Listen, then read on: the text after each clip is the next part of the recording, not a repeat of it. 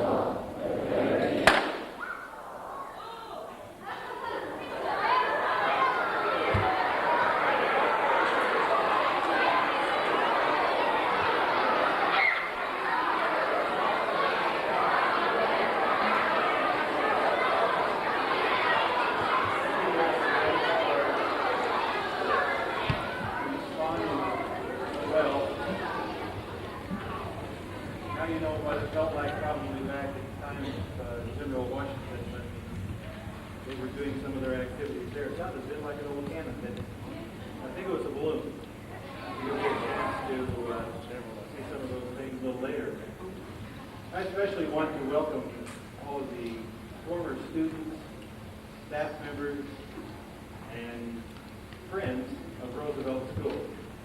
One of the probably most exciting highlights for me during this year has been the opportunity to meet so many of you, let you reminisce about your former experiences here at Roosevelt, and then to get some memorabilia of those events and keep them here in our school. We're going to incorporate a lot of the old pictures, a lot of the old stories into a Roosevelt history that's going to be a legacy that we will leave here for ever and ever. So we really appreciate your contact with us and your willingness to come here today. I see some of the former staff members, those of you in the audience who have taught at Roosevelt School. Would you please stand?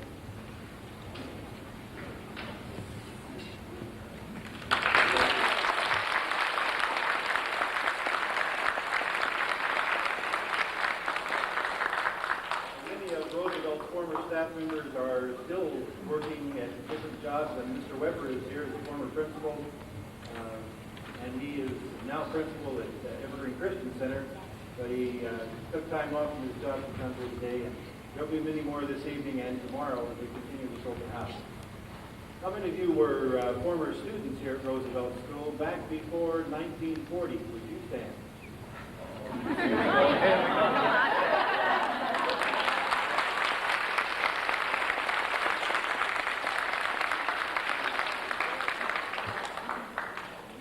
Stories you share with us are really precious.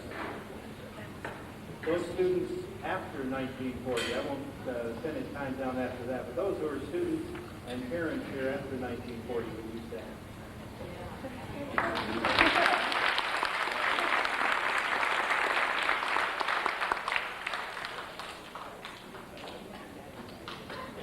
We are very pleased today to have as our guest several people here on the stage with us.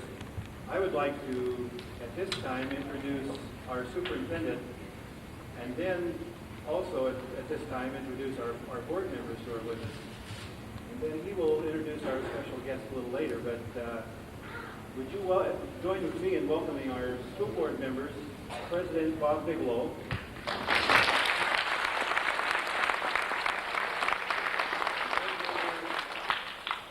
Barbara Roeder, who is our vice president,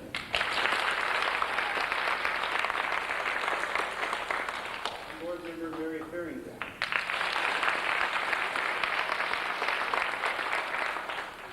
Two of our board members, Dwayne Slate and Pam Boyd, could not be with us today, and we want to pay special tribute to these board members because they are the ones who struggled with the plans and the building operation of our new school and made a great contribution to the success of this program. So we really appreciate you board members. Along with our noted guests on the stage is a former board member, Esther Knox, and she will have a chance to share with you her perspective of life in the Olympia District and her contacts with Roosevelt School. Also a wife of a former principal, probably one of the most famous principals in the Olympia District, Mr. Reeves, who Reeves Middle School was named after. Bill was principal of this school, and I believe he began as principal here in 1945. That was just prior to the building of the school that we are just now tearing down next door. The old Roosevelt School we moved out of was built in 1949. Bill was principal here in 1945 and several years after that. So she will also share a few words with you. At this time, I'd like to introduce our superintendent, Mr. Hunter, who is going to share a few words with you as well.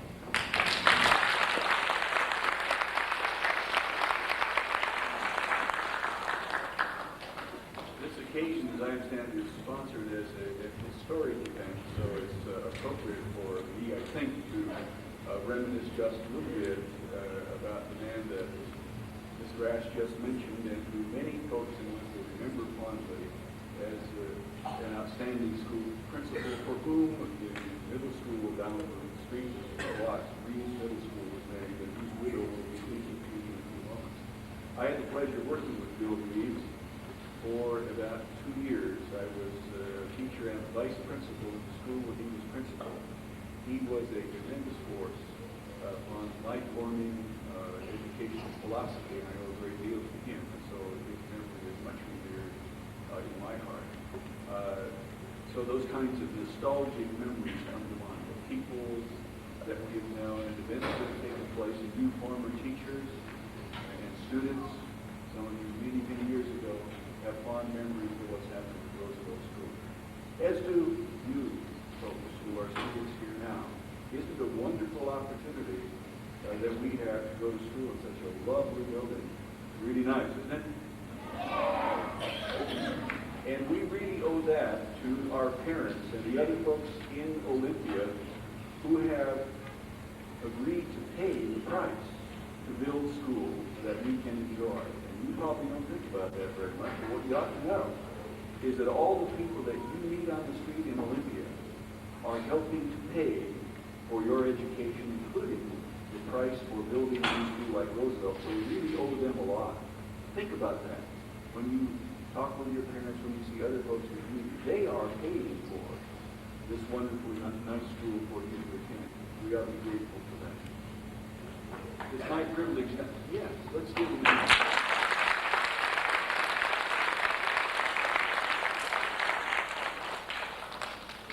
It's my privilege now to introduce to you a woman who has recently been elected to the highest office in education in the state of Washington. A lady who, to this point in her tenure as superintendent of public instruction, demonstrates that she cares about boys and girls. Her first budget hearing was held at Lincoln School, and she wanted to be at Lincoln School because she wanted to send a message to everybody in the state of Washington that she knows what education is about. It's about kids. That's why we're here. And she has taken time from her schedule to be here again to again send that symbolic message that what we are about is boys and girls and their growth. Superintendent Billings, I know that you have to leave early, and we'll excuse you whenever that's necessary. We thank you so much for being here. Would you please join me in greeting Superintendent of Public Instruction for the state of Washington, Dr. Judith Billings.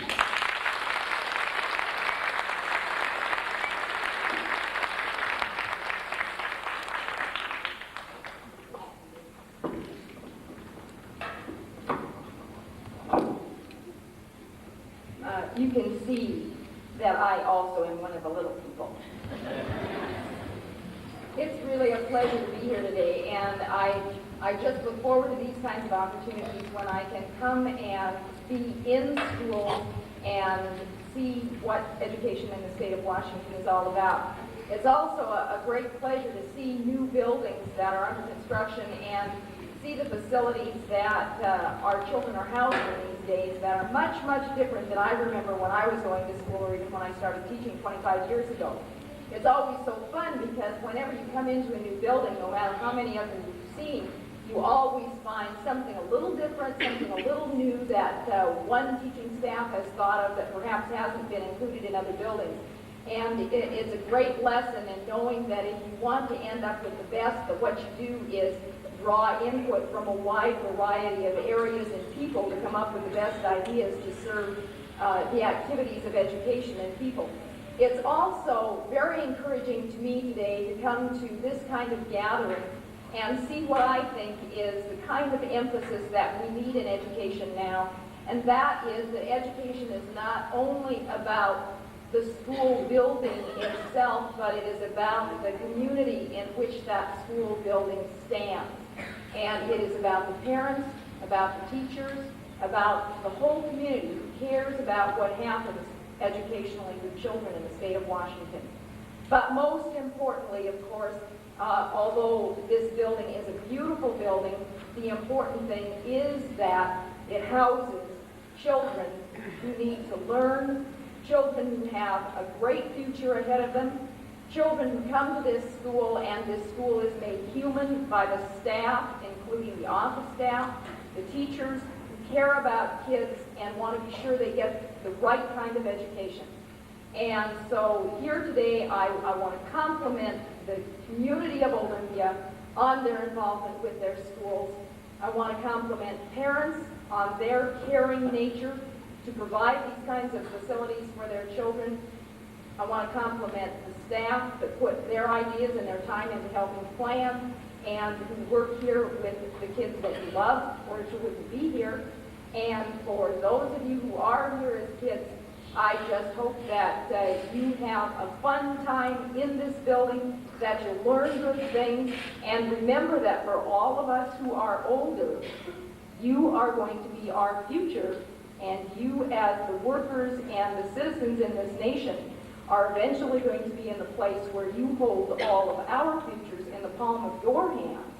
So enjoy and do a good job, and thank you very much for having me today.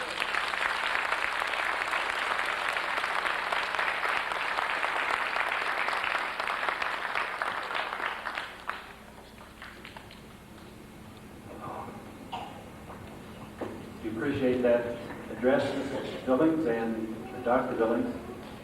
And at this point, I'd like to introduce another famous lady on our rostrum, Mrs. Reeves. Would you come up and share a few words with this audience, Mrs. Reeves?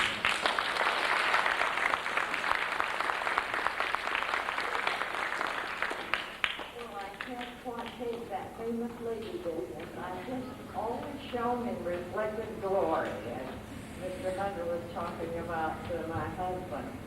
And when he first came to work for Roosevelt, there was another Roosevelt school over that way.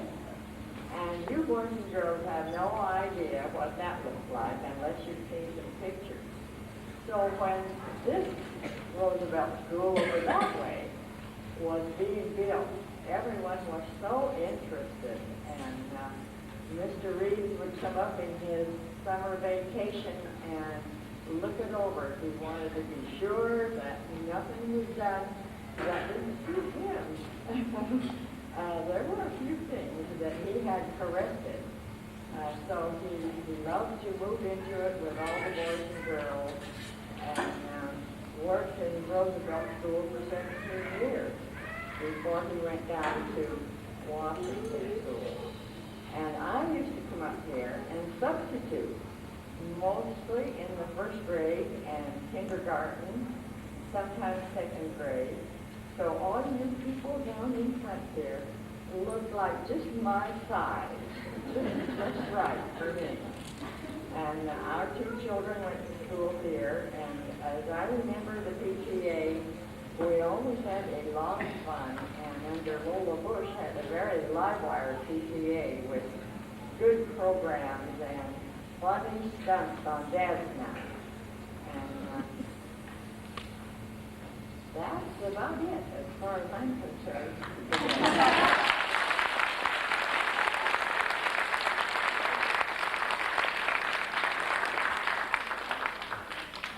And another famous lady of the Olympia School District, Esther Knox, is going to share her perspective of Roosevelt School and her thoughts about the school in this district. Esther has a lot of thoughts. She's put together a history of the Olympia District, which we have gathered from to write up a history of Roosevelt School. And that is going to be available for many of you to read later, the excerpts taken from Esther's book. But this is one of the famous and probably the most well-known lady school board member from across the state, I think, to ever served. We have all loved her very much. Esther.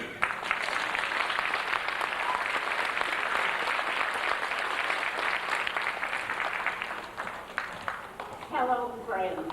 You know, once in a while, Principal Ash might just kind of stretch the points a little bit. Did that in his reception of me. But you'd like to know about the Olympia School District. It was in 1852 that the first school district the first school was held in Olympia, and one man taught all the boys and girls. And then one or two more teachers were added, and then in 1882 there were 3 school districts where Olympia is today one school district. And the state said, if you all lived in the same town, you would only have one school district. So then they combined, and we had an east side school, and a west side school, and a central school. And there weren't many east siders, and there weren't many west side people. But the central school was the one that grew the people, because most people lived near the water, and it was just woods around the area. And 1885, a remarkable thing happened. Gas and water were taken to the central school. We had the gas to heat and the water to drink, but we didn't have any sewer system, so we had to have what they call privies. And those were outside toilets, like when you go camping, you sometimes take them outside toilets. That's what we had. And they weren't very nice affairs, but they sufficed. The Olympia School had remarkable superintendents all the way along. People then who had the image of the future, and they could plan, and they had ideas very like Superintendent Hunter. They wanted the best for the boys and girls. You couldn't hope for anything more if you got the best for the boys and girls. And they wanted it, that very much. Then along came, and then I want to say something about the board members too. Those board members in the early days, as well as a few, with a few exceptions in the later times, they were remarkable people because they were leaders in the community. Of course, most of them were men, and it wasn't just the women just didn't go, but they probably told their husbands how to go. In 1889, we had victims, and that made a difference because we could expect a little state interference then. Olympia has been a favored school district. First, it was organized under the Oregon Territory. Olympia was the Oregon Territory. Then it became Washington Territory, and then later we became a school in the state of Washington. So you see, we have we were one of the first school districts in all areas, and the first public school. We did have a private school. One person You see, they're just telling me to hurry along. But one lady from Olympia, Miss Mary White, taught 5 Catholic children out in the square. And then when she married Daniel Bigelow, who was, all of you know, was a great pioneer, they said that he married the last 5-person girl in territory. Well, he did marry the last white daughter, but there were other girls waiting to get married too. And then the people in this area, not quite this far out, they wanted a school. They had the one on the west side and the east side one down where Washington was, but they were farther out.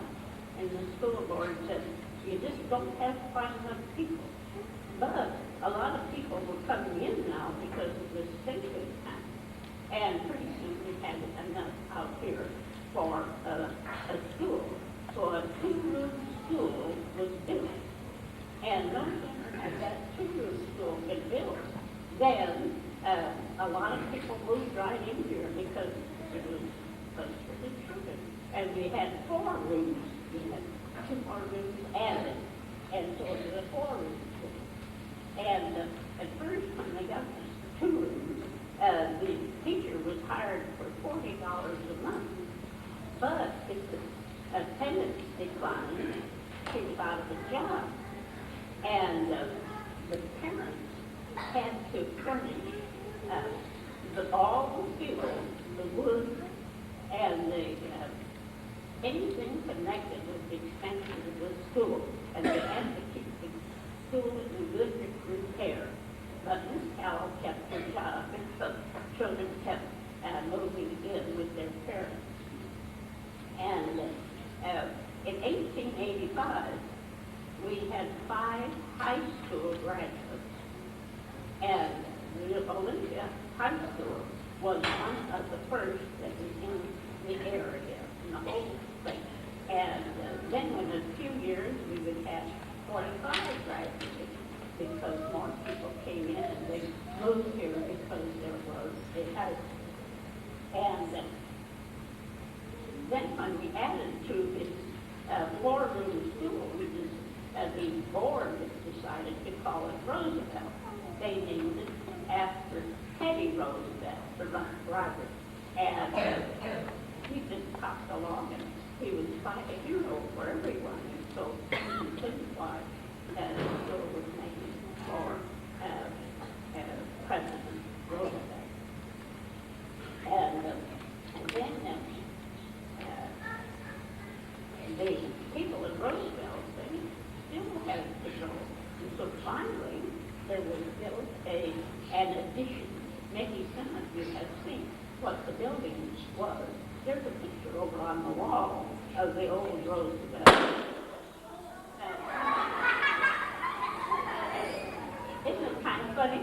You know, you see all these balloons just popping, especially as the Billings are from nominated people to go to job. And all right, because we're holding a special session for a new school. Some of you may have seen the annex. Well, the annex was all right. And the church, you had to go in one door and come out the same door, or else you'd be lost. You wouldn't be lost. You'd be mummified or something like that. And then we had McKinley, where they wanted a new school. And every time McKinley wanted something, the people over at Roosevelt said, we need the same thing. And they got the same thing that McKinley did. Then McKinley, on the quiet, got an organ. And then pretty soon across town, the news was that McKinley had the organ. Who wanted another an organ? The people of Roosevelt. They wouldn't be satisfied, so they had an organ. They got the organ. And so you see there was music over here too. And then the superintendent, now this was in 1913, and well, I don't think many of them were born then, but the superintendent wanted a sewage connection for each school. And then he wanted to put in what they called package toilets that had inside toilets. All right. And then the west side, they wanted package toilets. So you see, the four school directors, they were always deceived. When one school got something, the other schools wanted the same thing because these were improvements.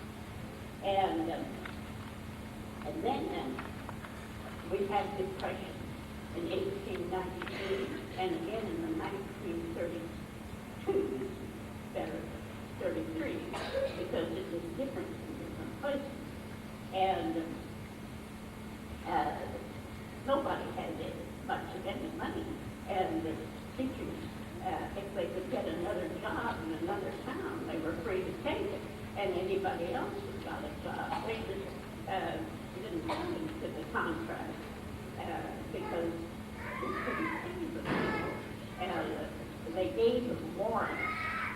And warrants were subject to, if I give you a $50 warrant and we took it to the bank to cash, you might get $40 for it. That was the cheaper winter.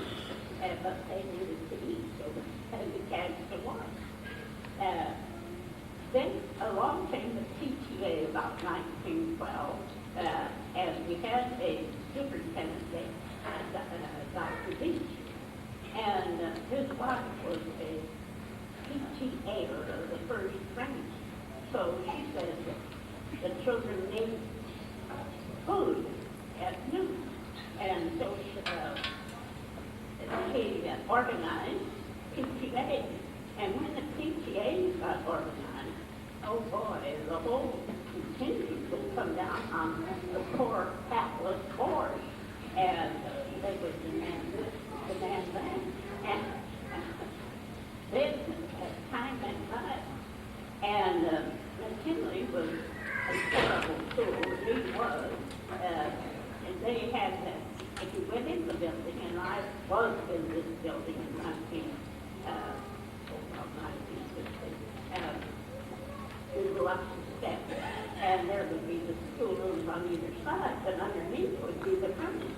The furnace blew up, the kids would blow up, and they didn't like that idea. And so they invited the school board out to see this poor school. And the school board said, oh, yes, this is terrible. It needs attention. So Roosevelt heard about this immediate attention, and they had this building that was over to the right of us, or maybe it's on this side. And they said, well, we need a new school. So they invited all the school board out there, and they had every PTA member, plus grandmothers and grandfathers, anybody they could corral. And the school board was out thinking, said, oh, this should take precedence. Well, then we had trouble between McKinley and Roosevelt. And McKinley said, if we don't get our way, we'll withdraw from the district. So what could the core board do? They had already, the first one would be Roosevelt. And then it was a hot fight. I lived in Olympia at that time. And you could hear about all the troubles and all the board people and how to go it. Well, in the Roosevelt area was a lawyer named Ingersoll, and he was a good fluent speaker, and he seemed to get his way. But then the state came through, and they put money in to help build Roosevelt. All right. Then McKinley was given them. They didn't have any, they had to heat all their water on top of the stove. So they got a hot water tank. And you had a little stove now, but that is quite an added to the school to get a hot water tank and get pretty excited about it. And then the PTAs decided that women should be fed better. So they came to the school board and said, we'll take over and feed children at noon.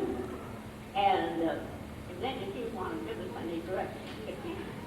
And the school board couldn't figure out how to feed kids at noon and make any money or even come into it.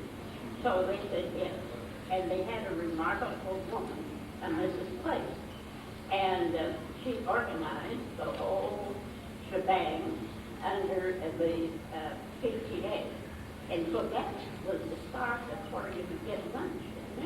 And now a lot of students in all the schools eat lunch at noon. And at least in the cafeteria. And I hope you'll eat it every day too. But anyway,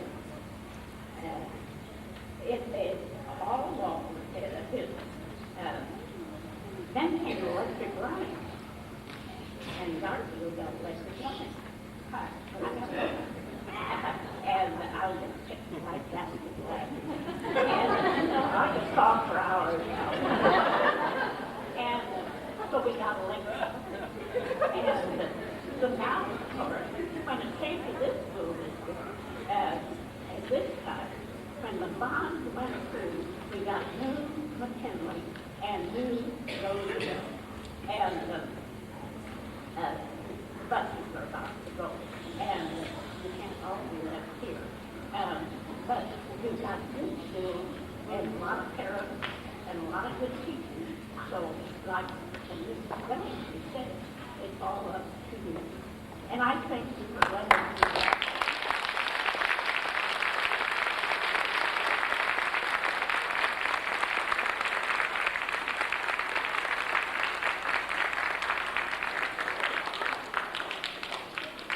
We know that the buses are going to be here shortly, but we want to have the ribbon cutting ceremony at this time and a chance for you to sing your school song and show your school spirit. So with the student council members and the students who are going to hold the ribbon up.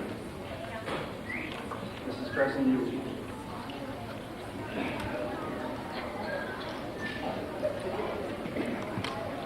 Thank you for your patience. We're going to try to get some students lined up here. Okay? And we're going to have all the student council lead the singing, and we're going to have our very special people cut the ribbon for us. And I need some help here. Can any of you in the first couple of rows count 1, 2, 3? How many can do that? Oh, my goodness, I have lots of help. I have lots of help. Okay, all right. Would you come here, please? Before I forget, I wanted to thank a very special person who's offered their time to us, and that's Dick Poost from KGY Radio. And he's going to be here this afternoon, and after 3 o'clock, after we've dismissed all of our students, and when you come back with your parents, you may have a balloon that they've been blowing up that you've been noticing, and they're wonderful. The other thing is that Mr. Cruz has agreed to do an interview for people who were former students, former teachers, former parents, former staff, whatever, over there, and he's doing a live radio show for us. That was very nice of him to donate his time, so could you give him a hand?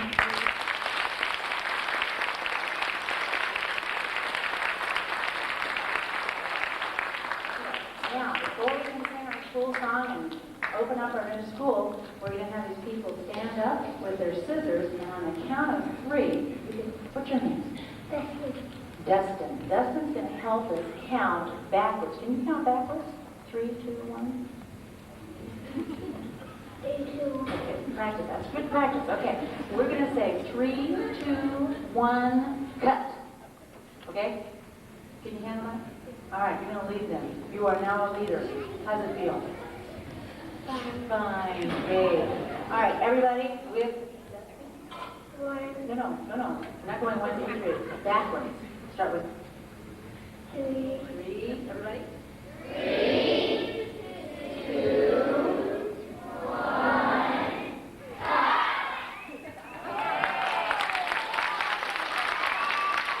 Thank you.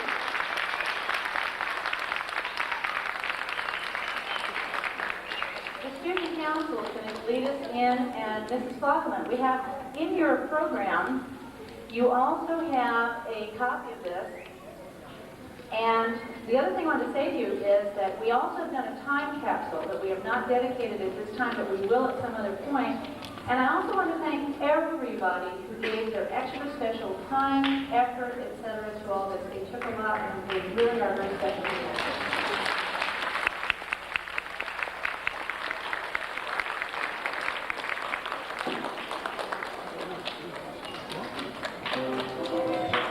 Randall School, right up in front.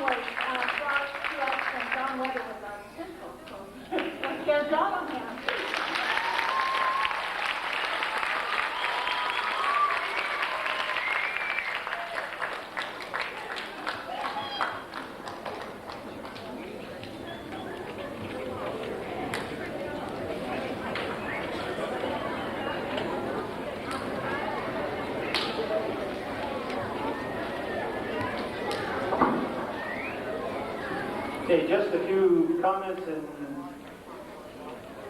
in passing. There is a videotape would be played on the big screen here at the back of the gym. It's the construction phase of this school from the beginning to the end. It's the started out with the demolition of the old school and all the phases from there on up. So you may feel free to spend some time there at the big screen. Also, the staff and PTA board who have been responsible for planning and pulling this open house and reunion together will be hosting you in tea and refreshments, those adults that are here afterwards and through the evening and also tomorrow. The children, we are very pleased with your fine representation of Roosevelt here today. You've done yourself proud and we're very proud of you. Let's give them a hand.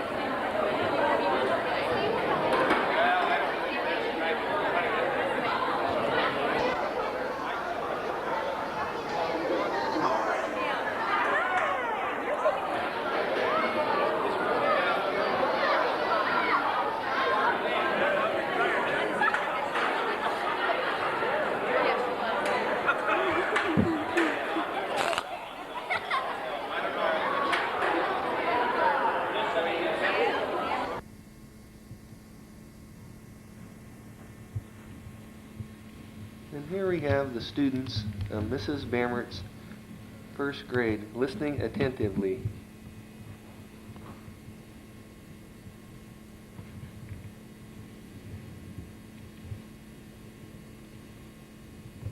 Notice how quiet it is in here.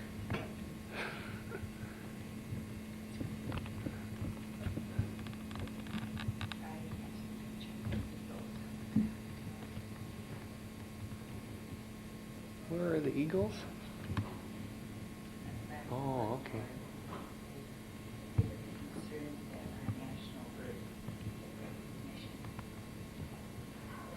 Great, okay.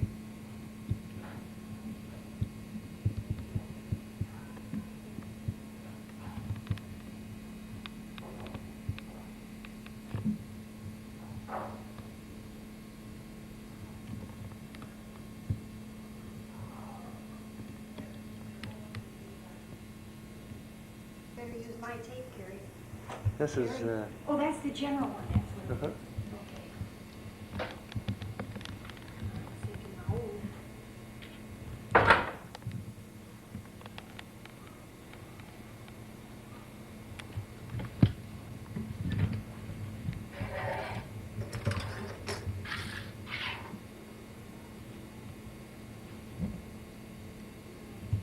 And here we are in Mrs. Boyd's first grade. Gee, the students are attentive today.